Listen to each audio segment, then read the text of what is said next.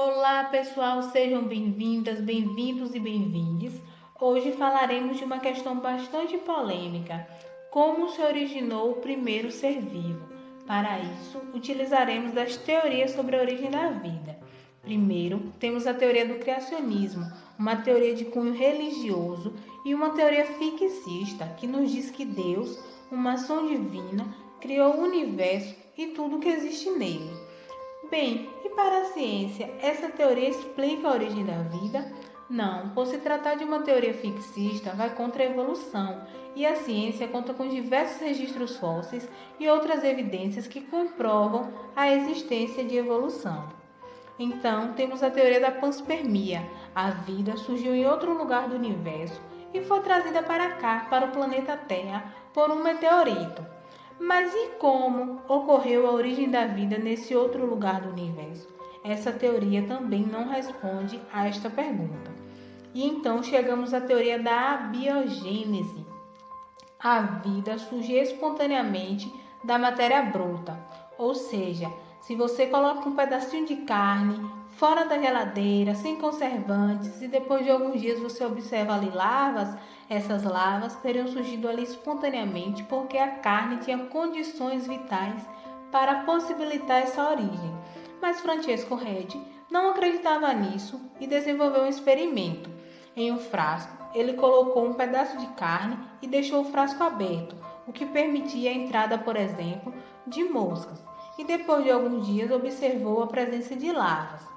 Em um segundo frasco, ele colocou um pedaço de carne, mas ele tampou com uma gaze, o que permitia a entrada do ar, mas não permitia a entrada, por exemplo, da mosca. E depois de alguns dias não se observou nenhuma larva ali. Em um terceiro frasco, ele fechou totalmente, não entrava ar, não entrava mosca, não entrava nada e também não se observou a presença de nenhuma larva.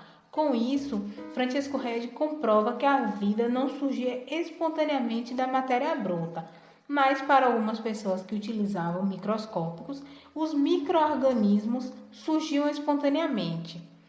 Então, Louis Pasteur desenvolveu um experimento para comprovar que não era bem assim que a coisa acontecia. Em um frasco, ele colocou um caldo nutritivo e fez com que o frasco tivesse um pescoço em forma de gargalo, o que deu origem a esse experimento chamasse pescoço de cisne. Aí ele ferveu o caldo de forma que ele fosse esterilizado. E depois de alguns dias, o caldo nutritivo continuou livre de micro-organismos. Mas aí, quando ele quebra o gargalo, os micro-organismos aparecem no caldo.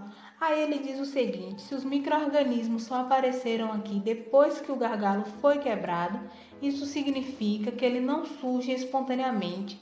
Eles surgiram aqui pois outros micro-organismos adentraram o frasco. E com isso derruba a teoria da abiogênese e surge a teoria da biogênese. Um ser vivo só se origina de outro pré-existente. Por exemplo, um rato e uma ratazana, daria origem a ratinhos. Mas e como surgiu o primeiro? Essa teoria também não responde. Então chegamos à teoria aceita pela ciência, a teoria da evolução química. A vida deve ter surgido da matéria inanimada a partir de associações entre moléculas que formaram substâncias cada vez mais complexas e que acabaram se organizando de modo que formaram os primeiros seres vivos. Vamos entender direitinho esse processo. Na atmosfera primitiva, tinha diversos gases. Esses gases sofriam a influência de descargas elétricas e de raios ultravioleta, dando origem a moléculas orgânicas simples. Essas moléculas orgânicas simples teriam sido arrastadas para os mares quentes e posteriormente teria formado moléculas orgânicas complexas. A alteração da acidez no meio proporcionou a formação dos aglomerados proteicos coacervados. Não são seres vivos ainda, mas aí acontecem inúmeras reações químicas vantajosas que deram origem aos primeiros seres vivos. Aí você pode estar se perguntando: e por que a ciência acredita nessa teoria? Pois foi uma teoria que foi possível ser testada em laboratório. Miller fez um experimento e simulou as condições da Terra primitiva com alguns gases que sofreram a influência de descargas elétricas e de raios ultravioleta, que possibilitou a formação de moléculas orgânicas, de compostos orgânicos.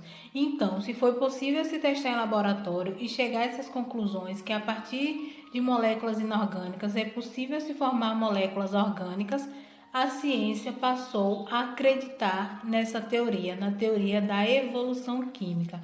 Espero que tenham gostado e até a próxima, mas antes não se esqueça de nos seguir nas redes sociais e se inscrever no nosso canal. Muito obrigada a todas, todos e todes.